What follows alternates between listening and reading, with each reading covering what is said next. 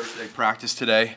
We'll get going with our nickel, get going with that, and then it's good to be here, good to get going out there with the guys and get ready for the game this weekend. So I don't really have anything to get started, so let you all fire away.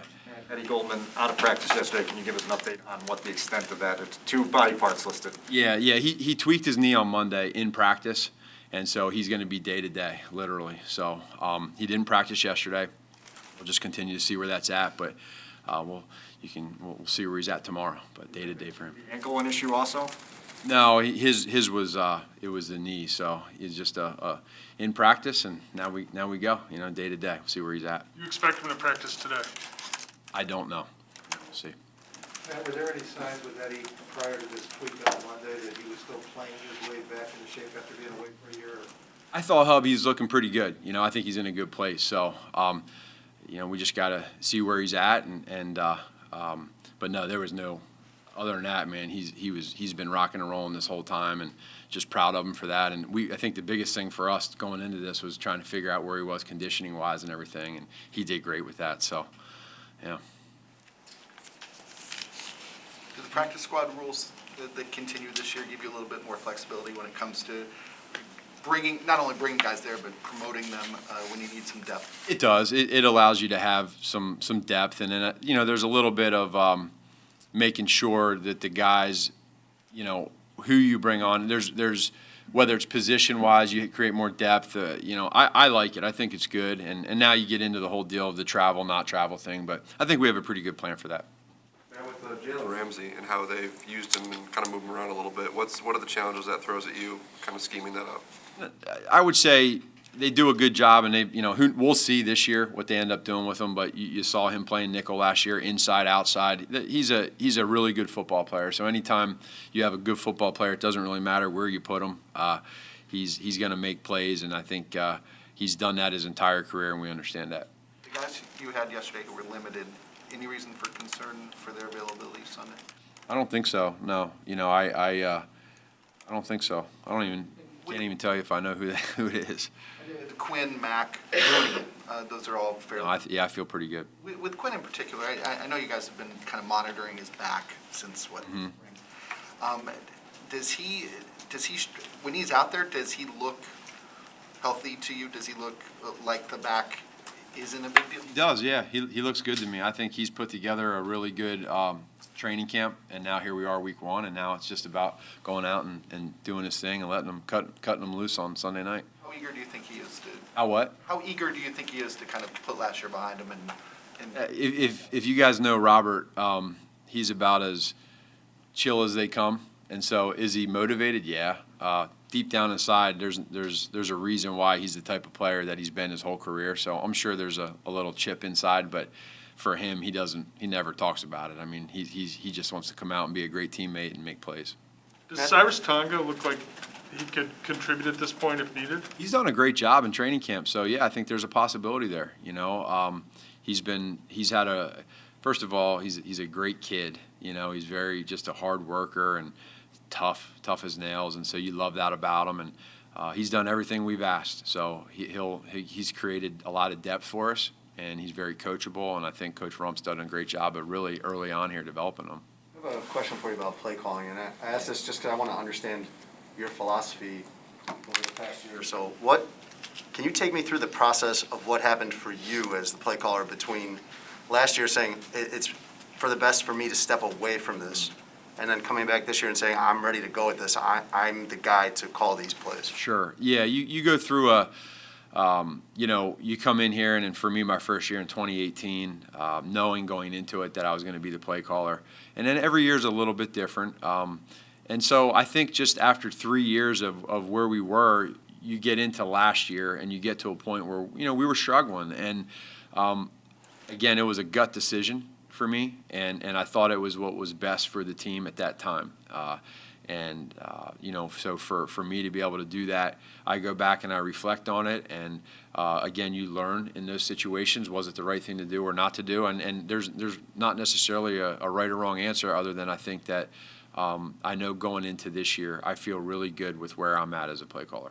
Why, though? I'm curious why you felt like you were in a different place this year than you were toward the end of last I year? don't know if I have an exact answer for that, other than just really, you go into every year is a little bit different. So I'm not the first guy to do that, and I'm certainly not the last. Doesn't happen often, though.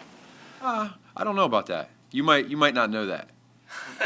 You know what I mean? No, it's possible, you're right, but you don't hear about it very often. Very true. I agree with you on that. Matt, over time, what have you come to, I guess, appreciate or admire about Sean McVay's offense and the things that he's able to get unlocked? Yeah, no, he does a great job at, putting guys in great positions, having an identity with what they do.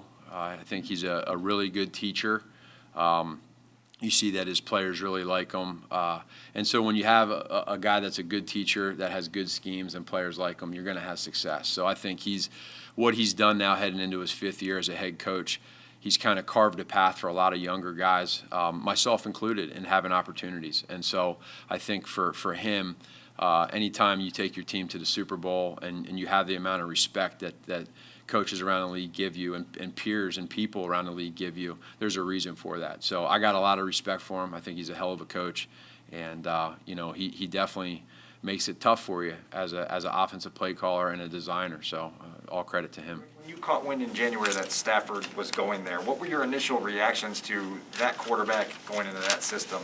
Yeah, no, well, number one, the respect that I have for Matthew, just in who he is as a player, going against him and just kind of being a quarterback guy all my life. And then you put him in that offense. And then, Coach McVay went out and got some other tools too. And I was with Deshaun in Philadelphia. Don't get it twisted. He might be older in age, but he can still blaze. So Sean knows that. But I think just I'm sure he's excited, but it's going to be a challenge for us on defense. So we'll have to be ready. Bill Lazor said that third downs are what key area he's looking for, Sunday, just as an area of improvement from last year. What did you identify as kind of the key element that was missing last year, and how did you attack it? Well, how can you improve? Well, so I think big picture, without getting into schemes and understanding what we liked and didn't like that we've done and haven't done, the biggest thing is that, when you're able to generate pressure on a quarterback with 4 and 5 man rushes, that makes it hard. And so, you sit there and you watch from the stuff that they did last year with the players that they have now. You see, forget scheme. When you just see the players and the pressure that they can create from all 4 or 5 of those guys on that D line and outside linebackers, they make it hard. They do a lot of good stuff. And so I would be, honest if I said we weren't the only ones that year that struggled on 3rd and 7 or, third down in general. They're pretty good. So what we got to do is probably try to limit the amount of times that we're in those 3rd and longs, which is every game. But the Rams are a team that you don't want to live in 3rd and 7 plus. Just in general, improving on third downs, in general, how confident are you that that's a problem that will be solved, or is that something? We'll see. Yeah, we'll see. I can't tell you until we go out and do it. But I do, Mark, I feel good about what we're doing. I think Bill's hitting it on the head. Like, we understand that we need to be better, right? So now what are we going to do? And that's what I'm not going to say.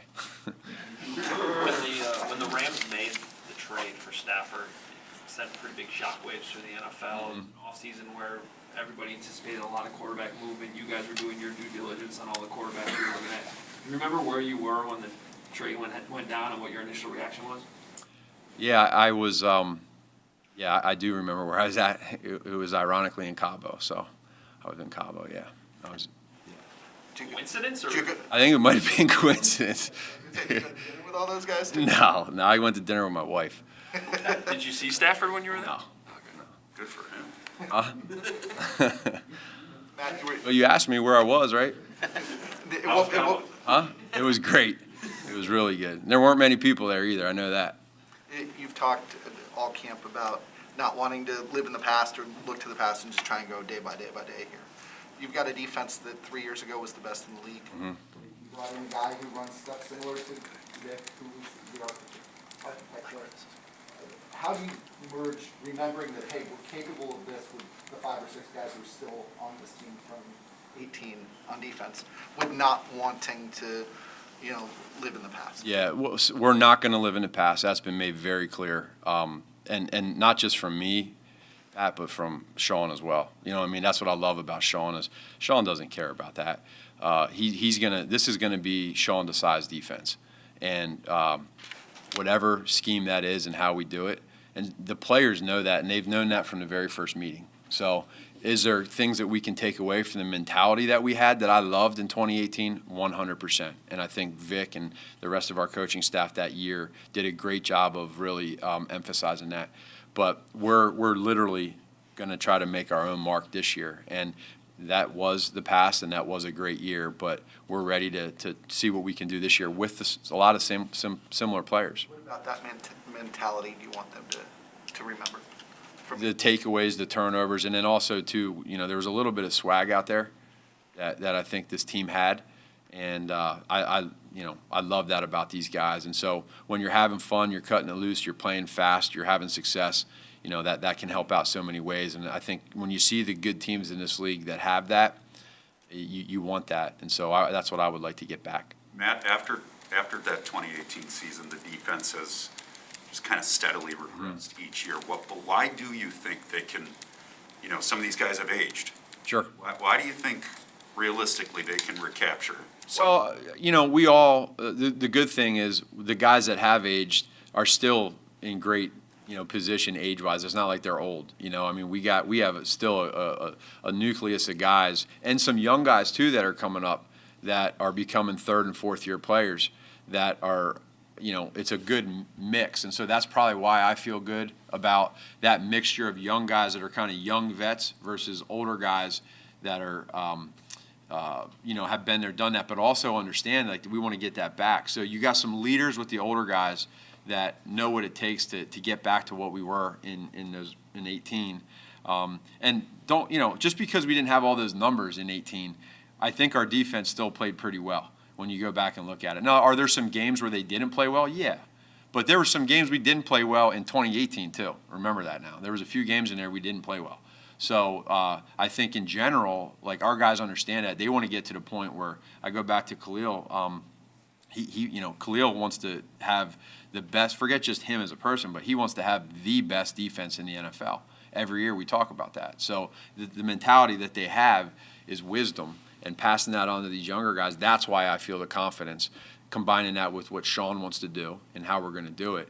I think it's a mindset, and that's a mindset we've started in training camp, and now we got to transfer that on game day and do that for the whole season. In terms of the young guys, Jalen Johnson's going to be, in the spotlight. Mm-hmm. There's certainly some uncertainty at the cornerback spot, but he's your most certain thing.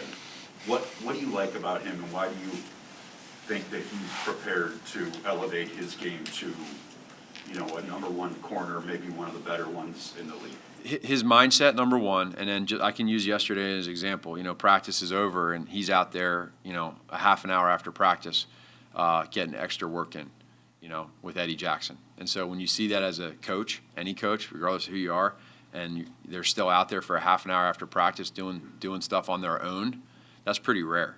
Like, that's uncommon. So I think that you see that. I can answer that question by saying, now he's got to do it on game day, but the kid wants it. And we have a lot of guys, not just those two guys. We have a lot of guys on offense, defense, special teams that are in that mode right now that I think is pretty neat because it's not being pushed. It's just them doing it. And he's one of those guys that was part of that. Do you see any clear similarities or strong differences between Sean Desai and Brandon Staley? Any similarities or differences? Similarities and differences. Yeah, well, I think it would be naturally Hub to say that, the path that they both took to get to where they're at right now, and Brandon taking it to a head coaching level and that sort of thing. But for me to be able to have both of them on the staff at the same time, now I was completely new. They were new to me. I didn't know them. We didn't know each other at that time. For me to be able to see Sean work like every day, all the time, and then Brandon I was with for that 1 year. But their paths are very similar. They're very bright. They're very likable, and they're really great teachers. I think that's what you see about these guys is you keep going back to teachers, but that's important. These guys, when you can connect with players, they trust you. And if they trust you, that's half the battle because the other half is their talent and what they do. So those guys do that, and they're able to be honest, to be trustworthy, and they're motivators. So I think that's probably the similarities, and they're both young too. Matt, are you are you more confident in the play calling and the scheme and the playbook in part because of the personnel you have this year? When you look at quarterback, O-line, tight ends, running backs, wide receivers, everybody that you have, does that make you more confident in what your core concepts are? I wouldn't say that necessarily as much as that's a part of it, because what happens is you get here and you start learning who players are, and you want to be able to fit your offense into what they do well, work to their strengths, and you work to that over time. At the same point in time, what happens is you get these players that understand what you're looking for within the general schemes of the offense for the third or fourth year, not for the first or second year. So they've seen a lot of these looks, these defenses. Now they know. And so as a play caller, for me, when you have that, there's a trust from me to call a play to know that that guy knows it like I know it. Where that might not have been the case in 18 or 19, right? And so then you say last year, well, it's the same thing. Like you have different guys. We had a lot of newer guys last year on offense. There were some newer faces. So they're learning it. Jimmy Graham's learning it for the first time. Cole Kmet's learning it for the first time. Mooney's in his second year. So, you get guys that are out here and being able to really understand the nuances of the offense. It takes a little bit of time. That's probably why I feel better. You have a lot of new guys this year, too. It's not, especially at quarterback, it's not always time. Sometimes it's competency. Mm-hmm. No, we do have new guys this year, too. And some of the new guys that we brought in, if we say the offense, right, you're dealing with a Goodwin and with a Demir Bird, those guys now also are guys that have been in other offenses where maybe the lingo, what they're doing is similar. It's the lingo that's a little different. So within the play, they've seen defenses and stuff, whereas bringing in some rookies, that's probably the biggest thing, is now we have rookies that we've drafted 1, 2, 3 years ago, 4 years ago, that are in this offense together. So that's where there's just a little bit more of that. And we'll see. That's the biggest challenge for all of us. Matt, you've been through a lot of week ones as a head coach. Last year was obviously a completely different looking week one, no fans, and there was so many uncertainties about probably what was to come on the field, off the field. Do you think there will be a moment of appreciation for you when you step out there now Sunday night in LA with a packed stand? It won't be your fans, but still, it's just fans in a stadium looking at how far this league and you guys have come in the last year. I really believe there'll be that for all of us. Every game, including tonight's game, we're all gonna feel it. We're gonna say football's back, and there's just always that feeling when you're standing on that sideline for the national anthem. And you're just out there ready to know that it's right there. It's right around the corner. You got the coin toss. The juices are going. It's a different pace than these preseason games. But for the fans, such a huge part of this deal, and just across the world, that it just gives you a lot of pride and happiness to be a part of it, and we all feel fortunate. So we'll all have the goosebumps going that first game, and the fans are going to be a big part of it. Appreciate it.